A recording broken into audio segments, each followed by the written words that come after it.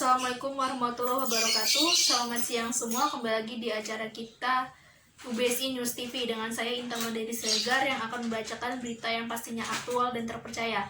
Baik, langsung saja dalam berita pertama. Kronologi tewasnya perempuan yang terbakar dalam mobil di Sukoharjo, dipukul dengan linggis hingga ATM-nya dikuras. Pelaku E menghabisi nyawa Yulia, perempuan dalam mobil terbakar di kandang ayam Duku Ngengsong, Desa Pugogor, Kecamatan Bundusari, Sukoharjo, Jawa Tengah, pada Selasa 20 Oktober 2020 di sore hari. Korban dibunuh dengan cara dipukul kepalanya sebanyak 2 kali oleh pelaku menggunakan linggis. Menurut Kapolda Jateng, Irjen Pol Ahmad Lutfi dalam konferensi pers di Mapolres Sukoharjo, Jawa Tengah, Jumat 23 Oktober 2020, Selasa sore, korban menemui pelaku di kandang ayam daerah Ngengsong, Bundusari. Dia melakukan pengecekan ayam karena bisnis berdua korban dengan pelaku. Kemudian korban akan masuk mobil, dipukul dari belakang menggunakan linggis sebanyak 2 kali, kemudian diseret dan dilakban.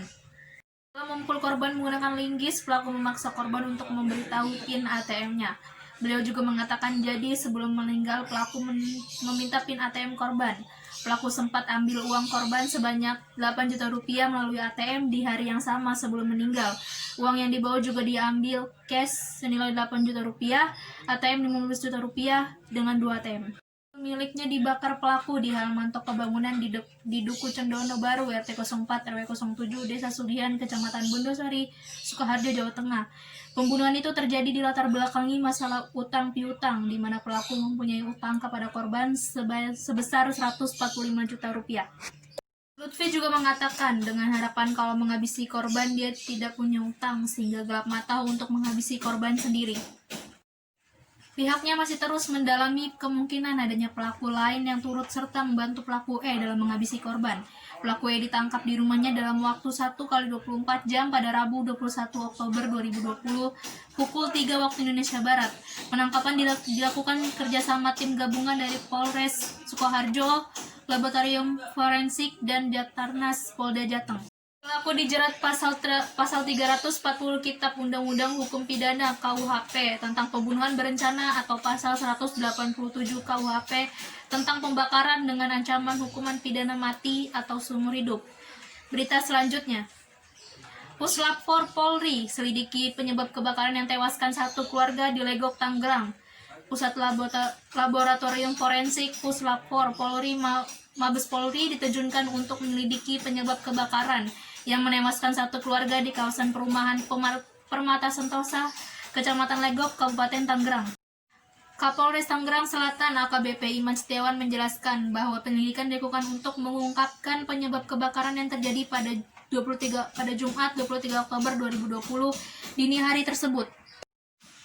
Beliau mengatakan saat dikonfirmasi Jumat 23 Oktober 2020, penyelidikan dari Polres Tangerang Selatan melakukan olah TKP bersama Puslapor Polri untuk mengetahui penyebab kebakaran, termasuk dugaan lain yang terkait dengan peristiwa ini. Menurut Iman, pihaknya masih saat ini sudah meminta keterangan dari 3 orang saksi yang mengetahui peristiwa kebakaran tersebut. Berdasarkan hasil pemeriksaan sementara, belum ada keterangan yang mengarah pada dugaan pembakaran atau temuan unsur kesengajaan dalam peristiwa tersebut. Iman juga mengatakan belum ada yang melihat ada seseorang yang mungkin membakar. Hal-hal lain yang menyebabkan kebakaran rumah tersebut juga belum ada. Adapun saat ini polisi belum dapat menyimpulkan penyebab kebakaran tersebut. Kepolisian masih terus melakukan penyelidikan dan meminta keterangan lebih lanjut dari saksi-saksi lainnya. Imam mengatakan bahwa belum bisa kami simpulkan dugaannya karena saat ini masih menyelidiki bersama lapor. Nanti kami kombinasikan juga dengan keterangan dari saksi. Sebelumnya kebakaran hebat melanda 4 rumah di Kompleks Permata Sentosa, Kecamatan Lego, Kabupaten Tangerang.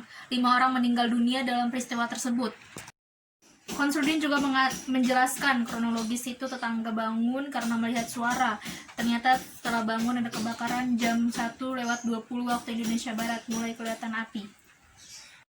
Warga yang melihat kobaran api di salah satu rumah pun langsung meminta bantuan dan berupaya memadamkannya dengan alat seadanya. Namun sekitar 45 menit berserang api tak kunjung padam dan justru menjalar ke bangunan lain yang ada di sekitarnya. Warga pun akhirnya menghubungi BPBD untuk segera melakukan pemadaman. Beliau juga mengatakan kira-kira 45 menit berupaya memadamkan api, akhirnya warga telepon kami jam 2:13 waktu Indonesia Barat. Kami sampai di lokasi sekitar jam 2:30 waktu Indonesia Barat lebih, karena medannya yang kecil, sempit di dalam perumahan. Konsuludin mengatakan bahwa api baru berhasil dikendalikan dan pendinginan setelah kurang lebih 1 melakukan pemadaman. Akibat kejadian itu, satu keluarga yang tinggal di rumah yang menjadi sumber api meninggal dunia. Korban terdiri dari ayah, ibu, dan 3 orang anak. Adapun kerugian akibat kebakaran pada Jumat dini hari itu diperkirakan lebih dari 600 juta rupiah. Berita tadi sekaligus menutup perjumpaan kami kali ini. Demikian berita yang saya sampaikan. Tidak lupa juga kami selalu mengingatkan untuk terus menerapkan 3M, yaitu mencuci tangan, menjaga jarak, dan menutup wajah dengan masker. Mari bersama-sama kita memutus rantai COVID-19. Lebih dan kurangnya saya mohon maaf. Wassalamualaikum warahmatullahi wabarakatuh. Selamat siang dan sampai jumpa.